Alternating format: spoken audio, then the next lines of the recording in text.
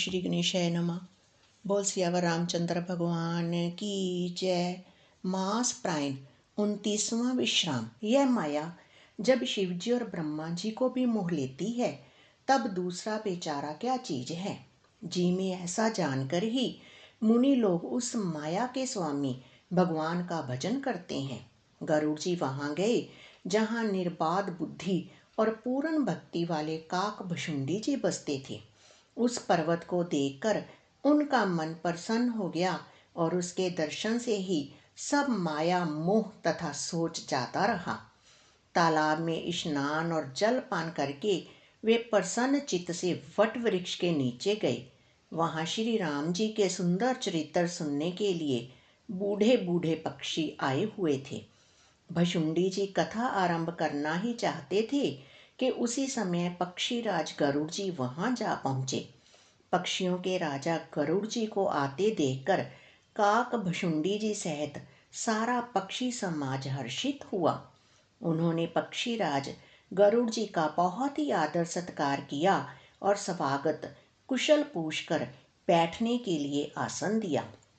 फिर प्रेम सहित पूजा करके काक भशुंडी जी मधुर वचन बोले। हे नाथ, हे पक्षीराज, आपके दर्शन से मैं कृतार्थ हो गया। आप जो आज्ञा दें मैं अब वही करूं। हे प्रभु, आप किस कार्य के लिए आए हैं। पक्षीराज गरुड़ जी ने कोमल वचन कहे। आप तो सदा ही कृतार्थ रूप हैं, जिनकी बड़ाई स्वयं महादेव जी ने आदर पूर्वक अपने श्री मुख से की है। हे तात, सुनिए, मैं जिस कारण से आया था वह सब कार्य तो यहाँ आते ही पूरा हो गया। फिर आपके दर्शन भी प्राप्त हो गए। आपका परम पवित्र आश्रम देखकर ही मेरा मोह, संदेह और अनेक प्रकार के भ्रम सब जाते रहे। अब हे तात, आप मुझे श्री राम जी की अत्यंत पवित्र करने वाली, सदा सुख देने वाली और दुख समूह का नाश करने वाली कथा आदर सहित सुनाइए। हे प्रभु, मैं बार बार आपसे यही विनती करता हूँ। गरुड़ जी की विनम्र, सरल, सुंदर, प्रेम युक्त, सुखप्रद और अत्यंत पवित्र वाणी सुनते ही भशुंडी जी के मन में परम उत्साह हुआ और वे रघुनाथ जी के गुणों की कथा कहने लगे। हे भवानी, पहले तो उन्होंने बड़े ही प्रेम से रामचरितमानस सरोवर का रूपक समझाकर कहा। फिर नारद जी का अपार मोह और फिर रावण का अवतार कहा। फिर प्रभु के अवतार की कथा वर्णन की। तदनंतर मन लगाकर श्री राम जी की बाल लीलाएं कही। मन में परम उत्साह भरकर अनेकों प्रकार की बाल लीलाएं कहकर फिर ऋषि विश्वामित्र जी का अयोध्या आना और श्री रघुवीर जी का विवाह वर्णन किया। फिर श्री राम जी के राज्याभिषेक का प्रसंग, फिर राजा दशरथ जी के वचन से राजरस, राज्याभिषेक के आनंद में भंग पड़ना, फिर नगर निवासियों का विरह, विषाद और श्री राम लक्ष्मण का संवाद बातचीत कहा।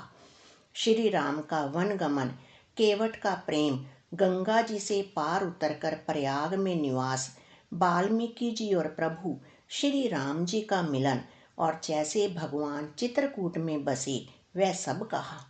फिर मंत्री सुमंत्र जी का नगर में लौटना, राजा दशरथ जी का मरण, भरत जी का ननिहाल से अयोध्या में आना, उनके प्रेम का बहुत वर्णन किया। राजा की अंत्येष्टि क्रिया करके नगर निवासियों को साथ लेकर भरत जी वहां गए जहां सुख की राशि प्रभु श्री रामचंद्र जी थे। फिर श्री रघुनाथ जी ने उनको बहुत प्रकार से समझाया, जिससे वे खड़ाऊं लेकर अयोध्यापुरी लौट आए। यह सब कथा कही।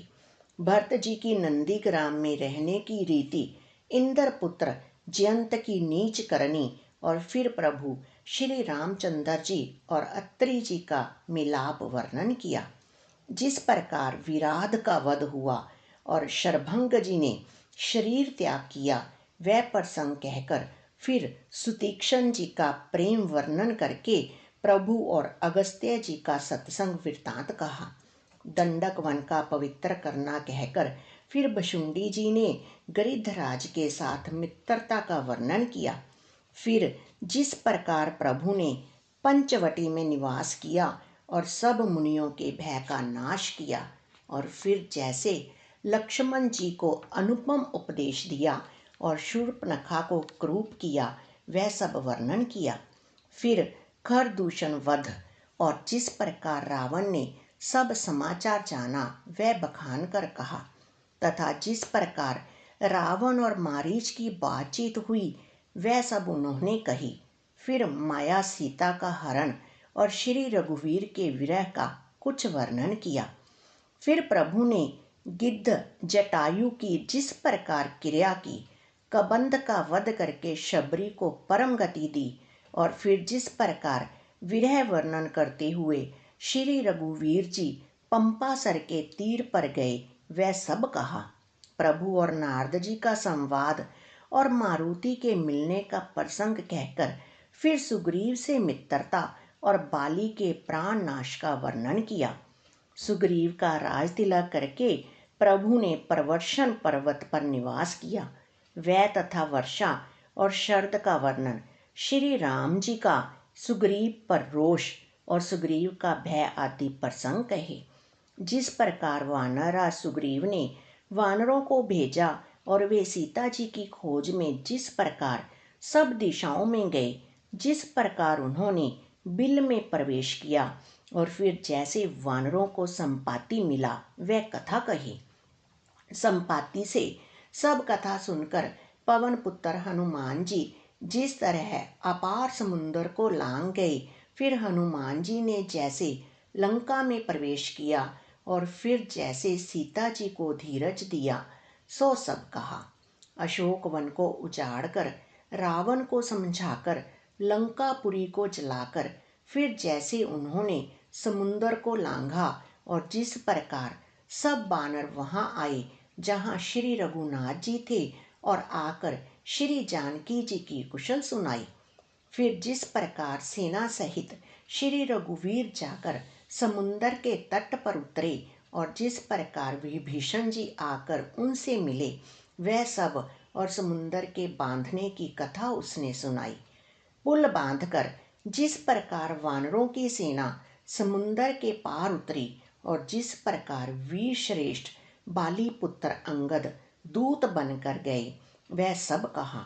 फिर राक्षसों और वानरों के युद्ध का अनेकों प्रकार से वर्णन किया। फिर कुंभकर्ण और मेघनाथ के बल, पुरुषार्थ और संहार की कथा कही। नाना प्रकार के राक्षस समूहों के मरण तथा श्री रघुनाथ जी और रावण के अनेक प्रकार के युद्ध का वर्णन किया। रावण वध, मंदोदरी का शोक, विभीषण का राज्याभिषेक और देवताओं का शोक रहित होना कहकर फिर सीता जी और श्री रघुनाथ जी का मिलाप कहा। जिस प्रकार देवताओं ने हाथ जोड़कर स्तुति की और फिर जैसे वानरों समेत पुष्पक विमान पर चढ़कर कृपाधाम प्रभु अवधपुरी को चले, वह कहा।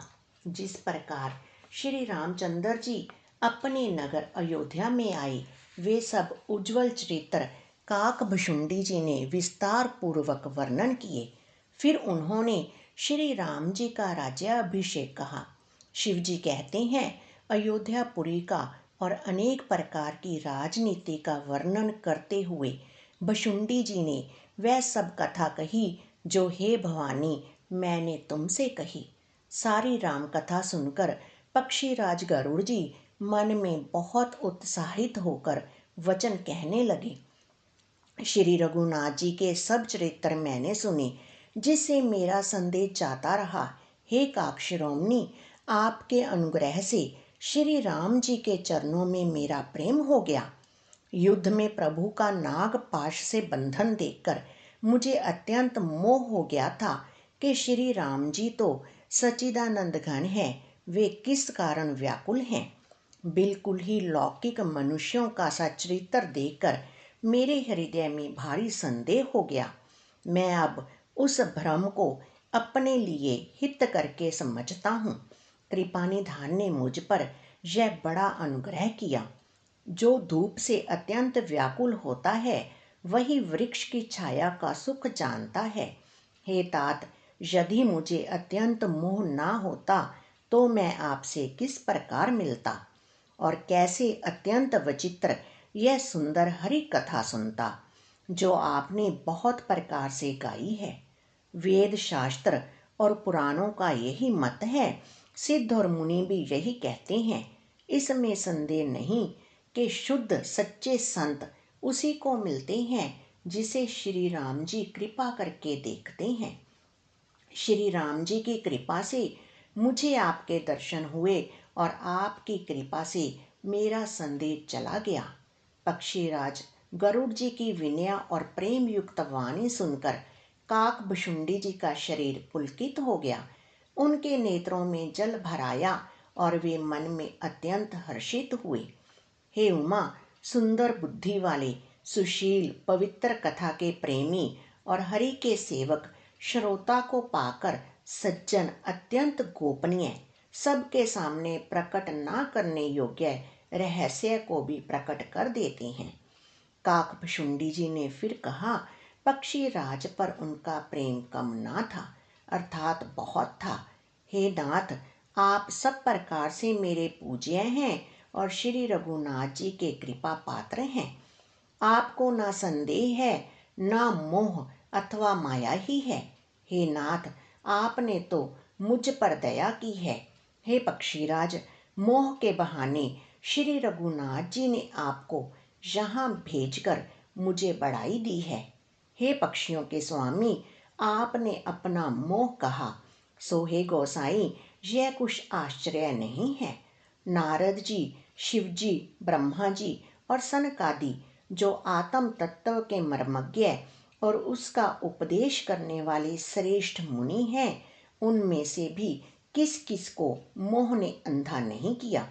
जगत में ऐसा कौन है जिसे काम ने ना नचाया हो। तृष्णा ने किसको मतवाला नहीं बनाया, क्रोध ने किसका हृदय नहीं जलाया।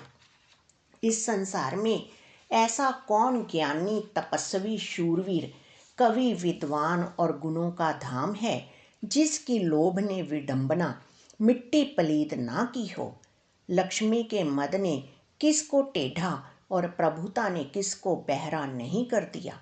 ऐसा कौन है जिसे मृग नयनी युवती स्त्री के नेत्र बाण ना लगे हों। रज तम आदि गुणों का किया हुआ सन्निपात किसे नहीं हुआ।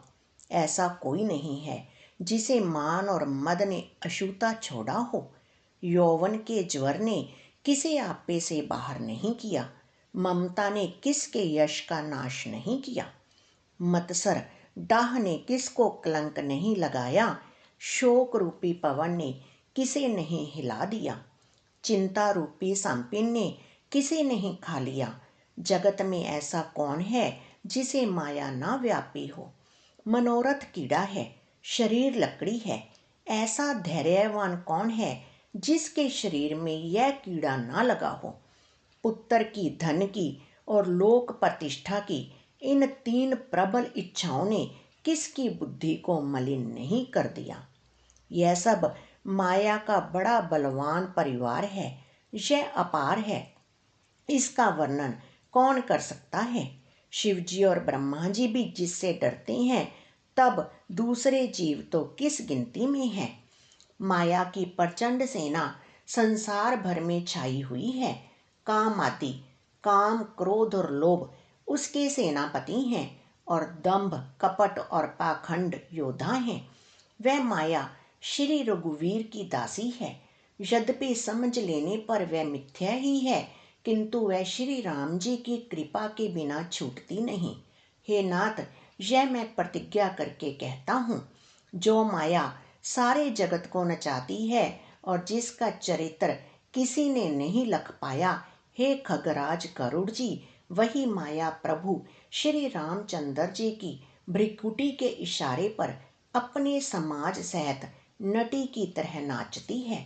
श्री राम जी वही सच्चिदानंद घन है जो अजन्मा विज्ञान स्वरूप, रूप और बल के धाम, सर्वव्यापक एवं व्याप्य, सर्वरूप, अखंड, अनंत, संपूर्ण, अमोघ शक्ति जिसकी शक्ति कभी व्यर्थ नहीं होती और 6 ऐश्वर्यों से युक्त भगवान हैं। वे निर्गुण, माया के गुणों से रहित, महान, वाणी और इंद्रियों से परे, सब कुछ देखने वाले, निर्दोष, अजय, ममता रहित, निराकार, मायक आकार से रहित, मोह रहित, नित्य, माया रहित, सुख की राशि, प्रकृति से परे, प्रभु, सर्वसमर्थ, सदा सबके हृदय में बसने वाले, इच्छा रहित, विकार रहित, अविनाशी ब्रह्म हैं। यहाँ श्री राम में मोह का कारण ही नहीं है। क्या अंधकार का समूह कभी सूर्य के सामने जा सकता है? भगवान प्रभु श्री रामचंद्र जी ने भक्तों के लिए राजा का शरीर धारण किया और साधारण मनुष्यों के से अनेकों परम पावन चरित्र किए। जैसे कोई नट खेल करने वाला अनेक वेश धारण करके नृत्य करता है और वही जैसा वेश होता है उसी के अनुकूल भाव दिखलाता है, पर वह स्वयं उसमें से कोई हो नहीं जाता।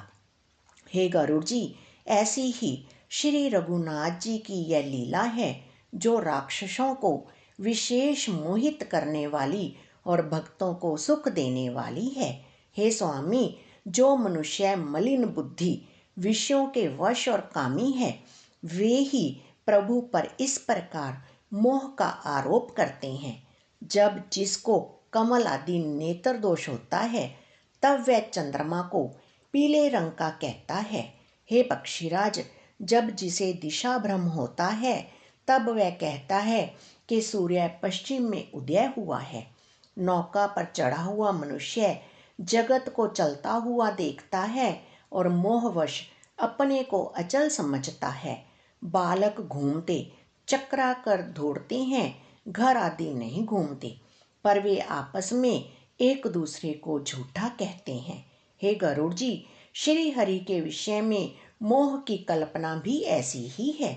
भगवान में तो स्वप्न में भी अज्ञान का प्रसंग नहीं है, किंतु जो माया के वश मंद बुद्धि और भाग्यहीन है और जिनके हृदय पर अनेकों प्रकार के पर्दे पड़े हैं, वे मूर्ख हठ के वश होकर संदेह करते हैं और अपना अज्ञान श्री राम जी पर आरोपित करते हैं। जो काम, क्रोध, मद और लोभ में रत हैं और जो दुख रूप घर में आ सकता है, वे श्री रघुनाथ जी को कैसे जान सकते हैं? वे मूर्ख तो अंधकार रूपी कुएं में पड़े हुए हैं। निर्गुण रूप अत्यंत सुलभ, सहज ही समझ में आ जाने वाला है, परंतु गुणातीत दिव्य सगुण रूप को कोई नहीं जानता। इसलिए उन सगुण भगवान के अनेक प्रकार के सुगम और अगम चरित्रों को सुनकर मुनियों के भी मन को भ्रम हो जाता है। हे पक्षीराज गरुड़ जी, श्री रघुनाथ जी की प्रभुता सुनिए। मैं अपनी बुद्धि के अनुसार वह सुहावनी कथा कहता हूँ। हे प्रभु, मुझे जिस प्रकार मोह हुआ वह सब कथा भी आपको सुनाता हूँ। हे तात, आप श्री राम जी के कृपा पात्र हैं। श्री हरि के गुणों में आपकी प्रीति है, इसलिए आप मुझे सुख देने वाले हैं। इसी से मैं आपसे कुछ भी नहीं छिपाता और अत्यंत रहस्य की बातें आपको गाकर सुनाता हूँ। श्री रामचंद्र जी का सहज स्वभाव सुनिए। वे भक्त में अभिमान कभी नहीं रहने देते, क्योंकि अभिमान जन्म मरण रूप संसार का मूल है और अनेक प्रकार के क्लेशों तथा समस्त शोकों का देने वाला है। इसलिए कृपा निधि उसे दूर कर देते हैं, क्योंकि सेवक पर उनकी बहुत ही अधिक ममता है। हे गोसाई, जैसे बच्चे के शरीर में फोड़ा हो जाता है तो माता उसे कठोर हृदय की भांति चिरा डालती है। यद्यपि बच्चा पहले फोड़ा चिराते समय दुख पाता है और अधीर होकर रोता है, तो भी रोग के नाश के लिए माता बच्चे की उस पीड़ा को कुछ भी नहीं गिनती, उसकी परवाह नहीं करती और फोड़े को चिरवा ही डालती है। उसी प्रकार श्री रघुनाथ जी अपने दास का अभिमान उसके हित के लिए हर लेते हैं। तुलसीदास जी कहते हैं कि ऐसे प्रभु को भ्रम त्याग कर क्यों नहीं बचते। हे पक्षीराज गरुड़ जी, श्री राम जी की कृपा और अपनी जड़ता मूर्खता की बात कहता हूँ, मन लगाकर सुनिए। जब जब श्री रामचंद्र जी मनुष्य शरीर धारण करते हैं और भक्तों के लिए बहुत सी लीलाएं करते हैं, तब तब मैं अयोध्यापुरी जाता हूँ और उनकी बाल लीला देखकर हर्षित होता हूँ। वहाँ जाकर मैं जन्म महोत्सव देखता हूँ और भगवान की शिशु लीला में लुभाकर 5 वर्ष तक वहीं रहता हूँ। बालक रूप श्री रामचंद्र जी मेरे इष्ट देव हैं, जिनके शरीर में अरबों कामदेवों की शोभा है। हे गरुड़ जी, अपने प्रभु का मुख देख देख कर मैं नेत्रों को सफल करता हूँ। छोटे से कौए का शरीर धरकर और भगवान के साथ साथ फिर कर मैं उनके भांति भांति के बाल चरित्रों को देखा करता हूँ। लड़कपन में वे जहाँ जहाँ फिरते हैं वहाँ वहाँ मैं साथ साथ उड़ता हूँ और आंगन में उनकी जो जूठन पड़ती है वही उठाकर खाता हूँ। एक बार श्री रघुवीर ने सब चरित्र बहुत अधिकता से किए। प्रभु की उस लीला का स्मरण करते ही काक बशुंडी जी का शरीर प्रेमानंदवश पुलकित हो गया। बशुंडी जी कहने लगे, हे पक्षीराज सुनिए, श्री राम जी का चरित्र सेवकों को सुख देने वाला है। अयोध्या का राजमहल सब प्रकार से सुंदर है। सोने के महल में नाना प्रकार के रतन जड़े हुए हैं। सुंदर आंगन का वर्णन नहीं किया जा सकता। यहाँ चारों भाई नित्य खेलते हैं। माता को सुख देने वाले बाल विनोद करते हुए श्री रघुनाथ जी आंगन में विचर रहे हैं। मरकत मणि के समान हरिताभ श्याम और कोमल शरीर है। अंग अंग में बहुत से कामदेवों की शोभा छाई हुई है। नवीन लाल कमल के समान लाल लाल कोमल चरण हैं। सुंदर अंगुलियां हैं और नख अपनी ज्योति से चंद्रमा की कांति को हरने वाले हैं। तलवे में वज्र आदि वज्र, अंकुश, ध्वजा और कमल के 4 सुंदर चिन्ह हैं। चरणों में मधुर शब्द करने वाले सुंदर नुपुर हैं। मणियों रत्नों से जड़ी हुई सोने की बनी हुई सुंदर करधनी का शब्द सुहावना लग रहा है। उदर पर सुंदर 3 रेखाएं त्रिवली हैं। नाभि सुंदर और गहरी है। विशाल वक्ष स्थल पर अनेकों प्रकार के बच्चों के आभूषण और वस्त्र सुशोभित हैं। लाल लाल हथेलियां, नख और अंगुलियां मन को हरने वाली हैं और विशाल भुजाओं पर सुंदर आभूषण है। बाल सिंह, सिंह के बच्चे के से कंधे और शंख के समान 3 रेखाओं से युक्त गला है। सुंदर ठुड्डी है और मुख तो छवि की सीमा ही है। कलबल तोतले वचन हैं। लाल लाल होंठ हैं। उज्जवल सुंदर और छोटी छोटी ऊपर और नीचे 2-2 दंतुलियां हैं। सुंदर गाल, मनोहर नासिका और सब सुखों को देने वाली चंद्रमा की अथवा सुख देने वाली समस्त कलाओं से पूर्ण चंद्रमा की किरणों के समान मधुर मुस्कान है। नीले कमल के समान नेत्र जन्म मृत्यु के बंधन से छुड़ाने वाले हैं। ललाट पर गोरोचन का तिलक सुशोभित है। भौहें टेढ़ी हैं। कान सम और सुंदर हैं। काले और घुंघराले केशों की छवि छा रही है। पीली और महीन जंगुली शरीर पर शोभा दे रही है। उनकी किलकारी और चितवन मुझे बहुत ही प्रिय लगती है। राजा दशरथ जी के आंगन में विहार करने वाले रूप की राशि और श्री रामचंद्र जी अपनी परछाई देखकर नाचते हैं और मुझसे बहुत प्रकार के खेल करते हैं। जिन चरित्रों का वर्णन करते मुझे लज्जा आती है, किलकारी मारते हुए जब वे मुझे पकड़ने दौड़ते और मैं भाग चलता, तब मुझे पुआ दिखलाते थे। मेरे निकट आने पर प्रभु हंसते हैं और भाग जाने पर रोते हैं, और जब मैं उनका चरण स्पर्श करने के लिए पास जाता हूँ, तब वे पीछे फिर कर मेरी ओर देखते हुए भाग जाते हैं। साधारण बच्चों जैसी लीला देखकर मुझे मोह शंका हुआ कि सच्चिदानंद घन प्रभु यह कौन महत्व का चरित्र लीला कर रहे हैं। हे पक्षीराज, मन में इतनी शंका लाते ही श्री रघुनाथ जी के द्वारा प्रेरित माया मुझ पर छा गई, परंतु वह माया ना तो मुझे दुख देने वाली हुई और ना दूसरे जीवों की भांति संसार में डालने वाली हुई। हे नाथ, यहाँ कुछ दूसरा ही कारण है। हे भगवान के वाहन गरुड़ जी, उसे सावधान होकर सुनिए। एक सीतापति श्री राम जी ही अखंड ज्ञान स्वरूप हैं और जड़ चेतन सभी जीव माया के वश हैं। यदि जीवों को एक रस अखंड ज्ञान रहे तो कहिए फिर ईश्वर और जीव में भेद ही कैसा। अभिमानी जीव माया के वश हैं और वह सत्व रज तम इन तीनों गुणों की खान माया ईश्वर के वश में है। जीव परतंत्र है, भगवान स्वतंत्र है। जीव अनेक हैं, श्रीपति भगवान एक हैं। यद्यपि माया का किया हुआ यह भेद असत है, तथापि वह भगवान के भजन बिना करोड़ों उपाय करने पर भी नहीं जा सकता। श्री रामचंद्र जी के भजन बिना जो मोक्ष पद चाहता है, वह मनुष्य ज्ञानवान होने पर भी बिना पूंछ और सींग का पशु है।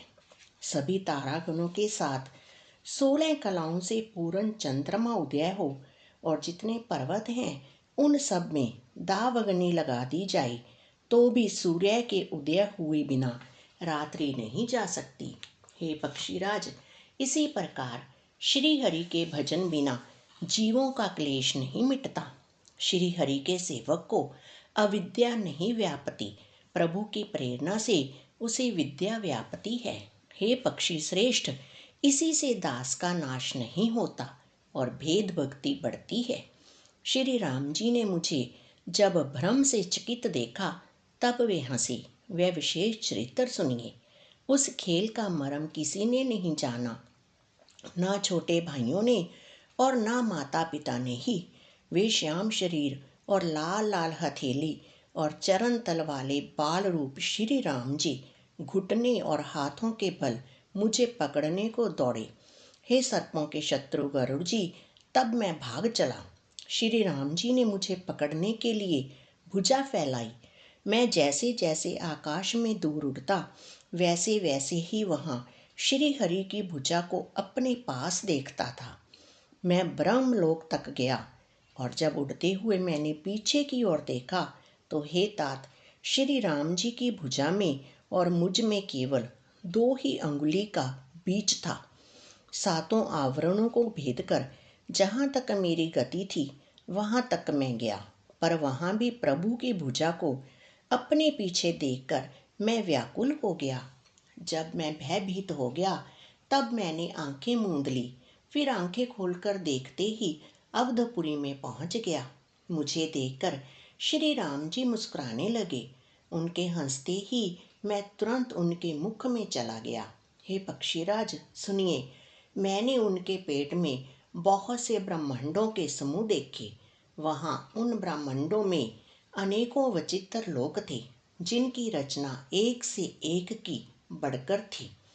करोड़ों ब्रह्मा जी और शिव जी, अनगिनत तारागण, सूर्य और चंद्रमा, अनगिनत लोकपाल, यम और काल, अनगिनत विशाल पर्वत और भूमि, असंख्य समुंदर, नदी, तालाब और वन तथा और भी नाना प्रकार की सृष्टि का विस्तार देखा।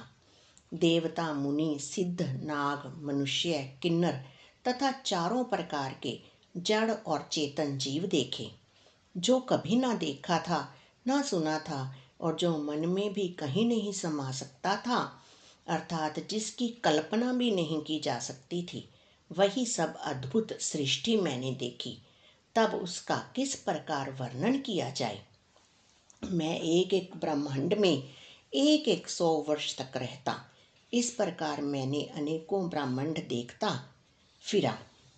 प्रत्येक लोक में भिन्न भिन्न ब्रह्मा, भिन्न भिन्न विष्णु, शिव, मनु, दिक्पाल, मनुष्य, गंधर्व, भूत, वैताल, किन्नर, राक्षस, पशु, पक्षी, सर्प तथा नाना जाति के देवता एवं दैत्यगण थे। सभी जीव वहाँ दूसरे ही प्रकार के थे।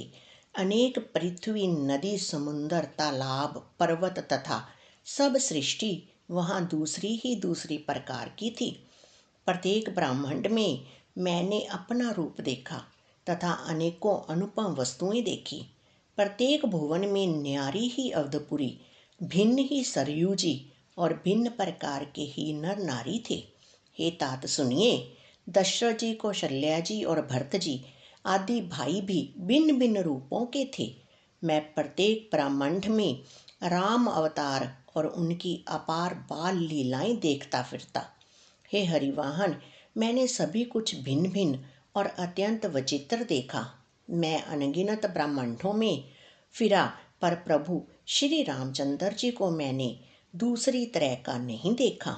सर्वत्र वही शिशुपन, वही शोभा और वही कृपालु श्री रघुवीर।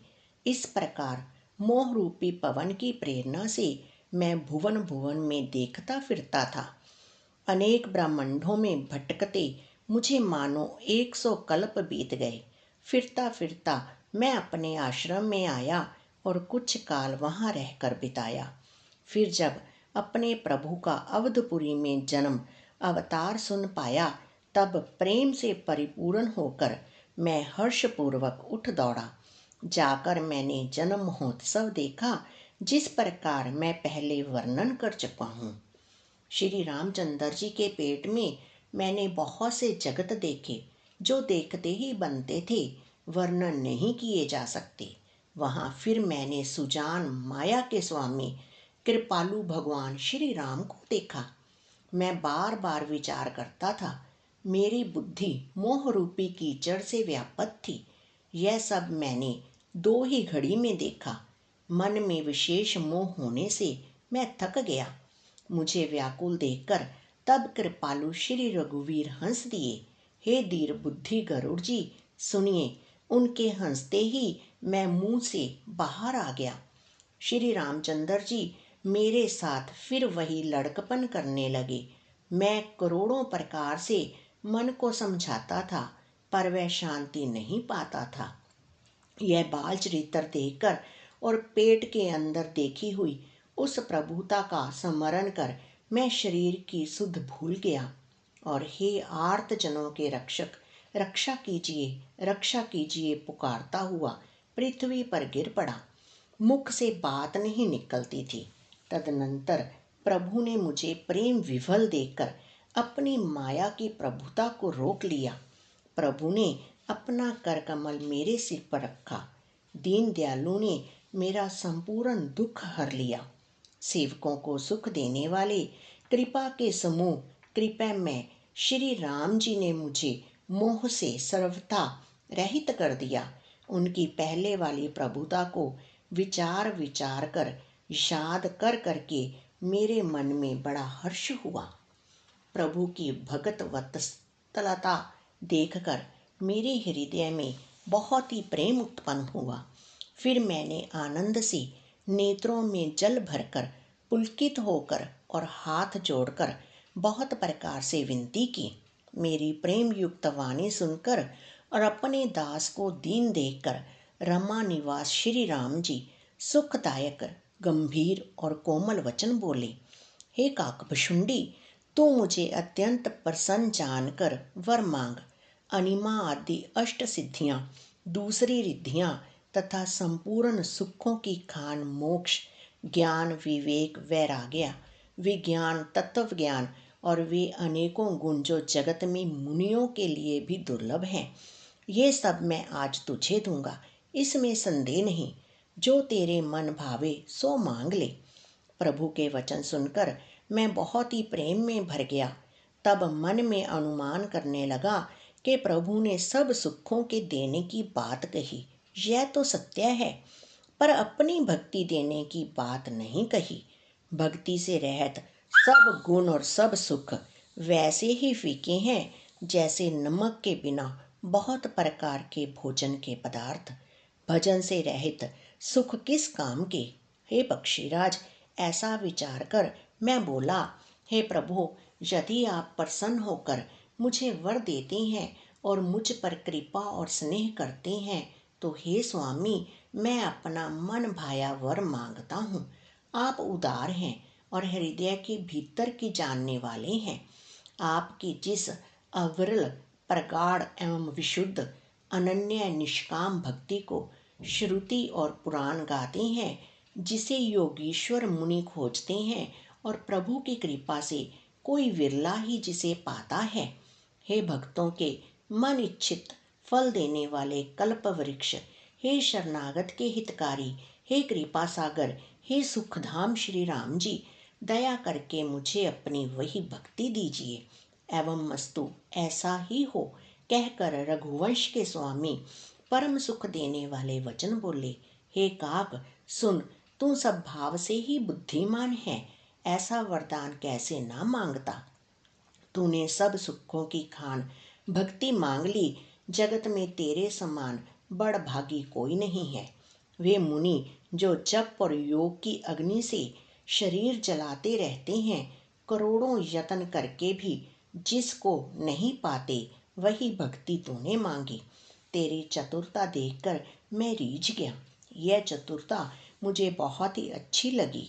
हे पक्षी सुन, मेरी कृपा से अब समस्त शुभ गुण तेरे हृदय में बसेंगे। भक्ति, ज्ञान, विज्ञान, वैराग्य, योग, मेरी लीलाएं और उनके रहस्य तथा विभाग, इन सब के भेद को तू मेरी कृपा से ही जान जाएगा। तुझे साधन का कष्ट नहीं होगा। माया से उत्पन्न सब भ्रम अब तुझको नहीं व्यापेंगे। मुझे अनादि, अजन्मा, अगुण, प्रकृति के गुणों से रहित और गुणातीत दिव्य गुणों की खान ब्रह्म जानना। हे काक सुन, मुझे भगत निरंतर प्रिय है, ऐसा विचार कर शरीर, वचन और मन से मेरे चरणों में अटल प्रेम करना। अब मेरी सत्य, सुगम, वेद आदि के द्वारा वर्णित परम निर्मल वाणी सुन। मैं तुझको यह निज सिद्धांत सुनाता हूँ। सुनकर मन में धारण कर और सब तज कर मेरा भजन कर। यह सारा संसार मेरी माया से उत्पन्न है। इसमें अनेकों प्रकार के चराचर जीव हैं। वे सभी मुझे प्रिय हैं, क्योंकि सभी मेरे उत्पन्न किए हुए हैं। किंतु मनुष्य मुझको सबसे अधिक अच्छे लगते हैं।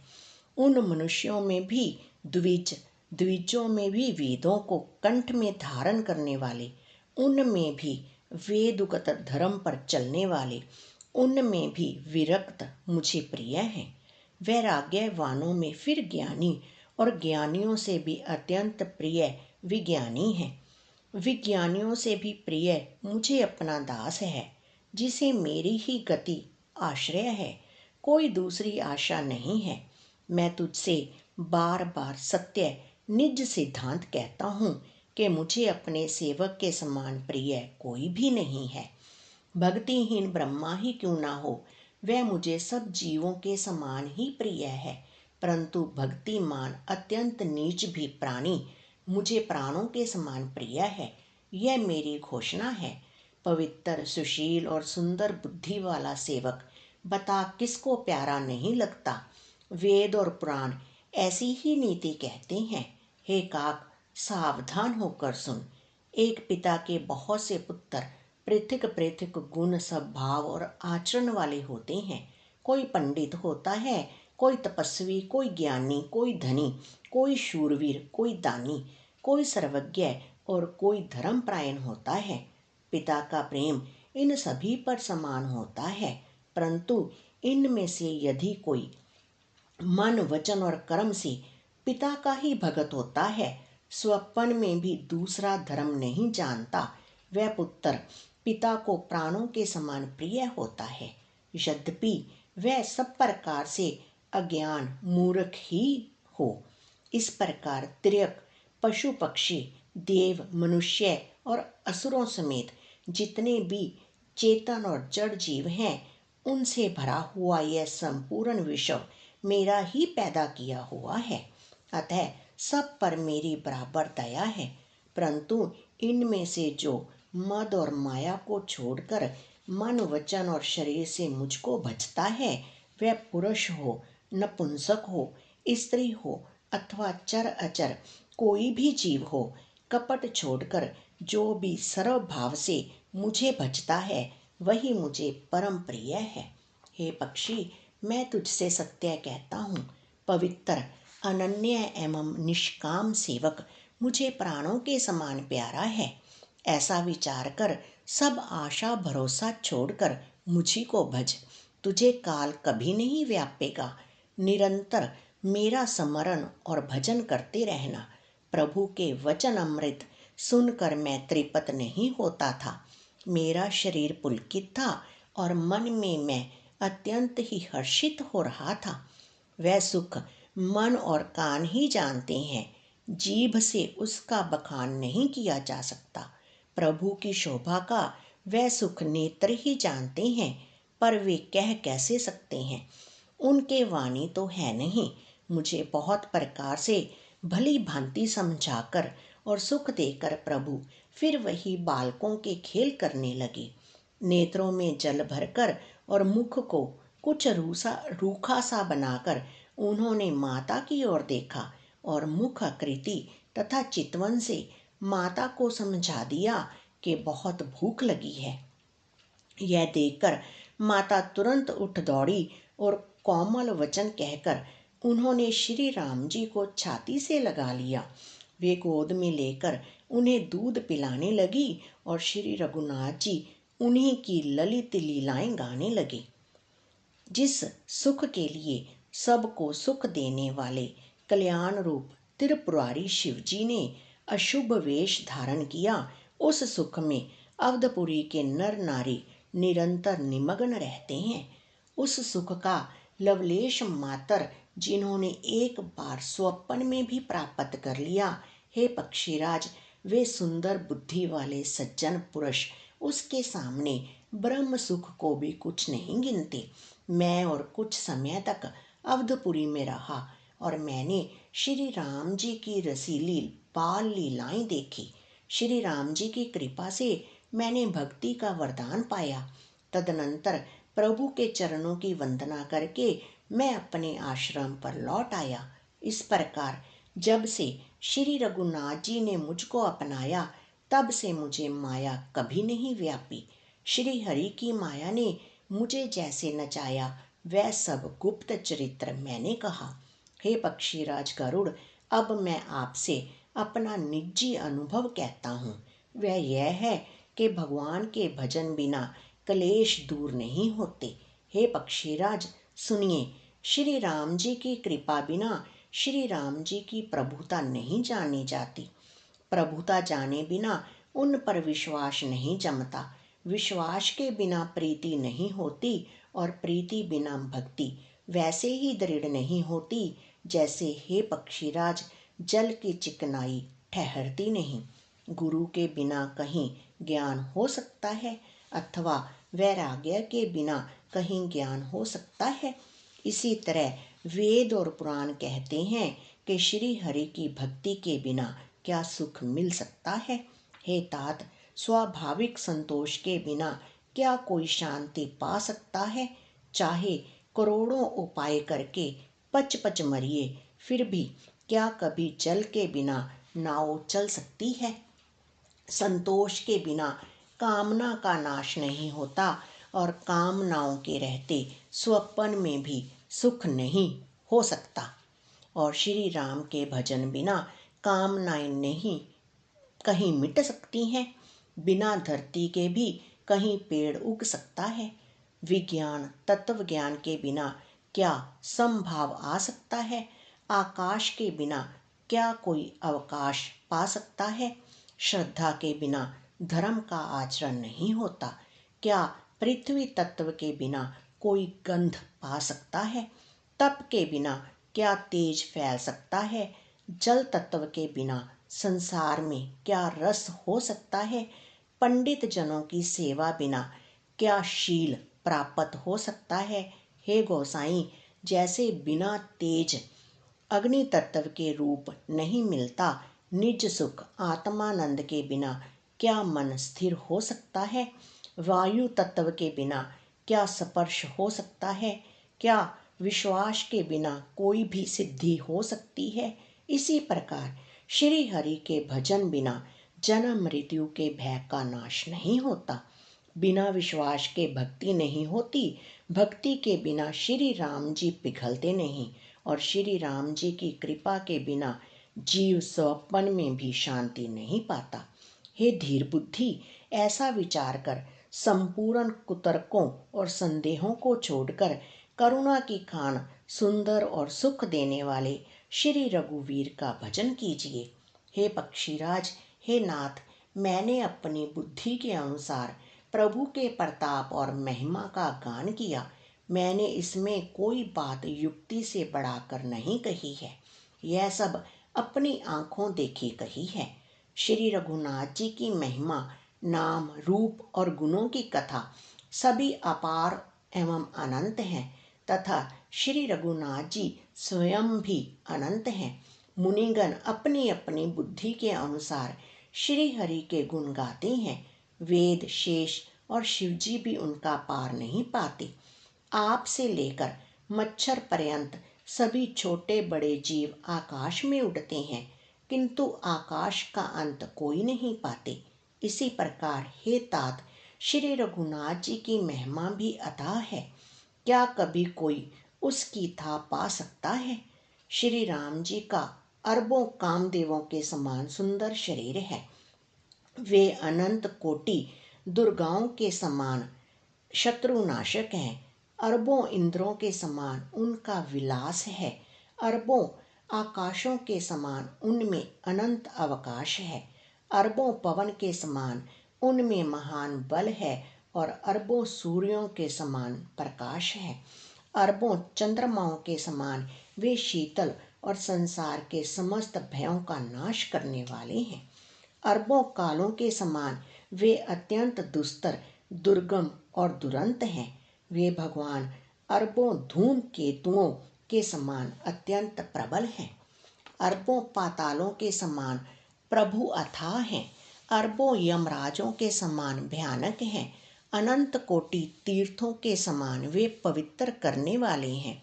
उनका नाम संपूर्ण पाप समूह का नाश करने वाला है।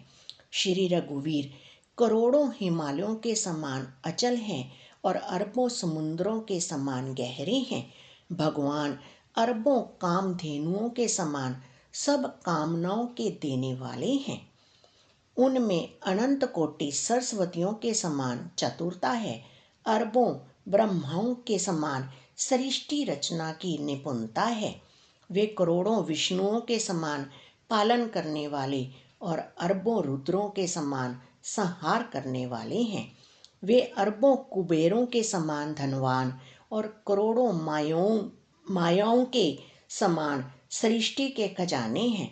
बोझ उठाने में वे अरबों शेषों के समान हैं। अधिक क्या, जगदीश्वर प्रभु श्री राम जी सभी बातों में सीमा रहित और उपमा रहित हैं। श्री राम जी उपमा रहित हैं, उनकी कोई दूसरी उपमा है ही नहीं। श्री राम के समान श्री राम ही हैं, ऐसा वेद कहते हैं। जैसे अरबों जुगनुओं के समान कहने से सूर्य प्रशंसा को नहीं वरन अत्यंत लघुता को ही प्राप्त होता है, सूर्य की निंदा ही होती है। इसी प्रकार अपनी अपनी बुद्धि के विकास के अनुसार मुनीश्वर श्री हरि का वर्णन करते हैं, किंतु प्रभु भक्तों के भाव मात्र को ग्रहण करने वाले और अत्यंत कृपालु हैं। वे उस वर्णन को प्रेम सहित सुनकर सुख मानते हैं। श्री राम जी अपार गुणों के समुंदर हैं, क्या उनकी कोई था पा सकता है? संतों से मैंने जैसा कुछ सुना था वही आपको सुनाया। मास प्राइन 29वां विश्राम भाग 1। रामायण के 29वें विश्राम के दूसरे भाग के साथ हम जल्द ही मिलेंगे, लेकिन तब तक आप हमारे चैनल को सब्सक्राइब, लाइक और शेयर करते रहिए। जय सिया राम।